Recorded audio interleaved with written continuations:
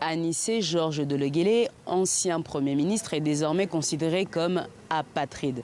L'annonce a été faite dans une lettre du ministre de l'Intérieur datée du 9 octobre dans laquelle le renouvellement de son passeport a été refusé. Celui qui est perçu comme le chef de file de l'opposition voit ainsi sa nationalité remise en question. Cette décision s'appuie sur une loi de 1961 qui stipule, je cite, « perd la nationalité centrafricaine le centrafricain majeur qui acquiert volontairement une nationalité étrangère ». Pour rappel, Deleguélé avait annoncé début septembre avoir renoncé à sa nationalité française afin de pouvoir se présenter à la présidentielle puisque la nouvelle constitution interdit la double nationalité pour les candidats. Pour lui, cette mesure est une manœuvre visant à l'écarter de la course à l'élection.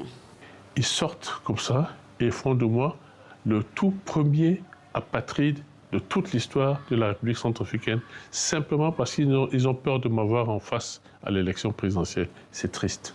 Le Conseil constitutionnel dira le droit. Ce qui s'est passé, c'est par rapport à un passeport ordinaire. Et le passeport n'est pas exigé dans le dossier de candidature à l'élection présidentielle. Le Conseil constitutionnel doit se prononcer sur la recevabilité des candidatures d'ici le 13 décembre. Les retardataires ont jusqu'au 11 octobre à minuit pour déposer leur dossier. À ce jour, au moins 7 candidats ont déjà déposé leur candidature pour la présidentielle. Le 28 décembre, la Centrafrique organisera pour la première fois de son histoire 4 scrutins en même temps. La présidentielle, les législatives, les régionales ainsi que les municipales.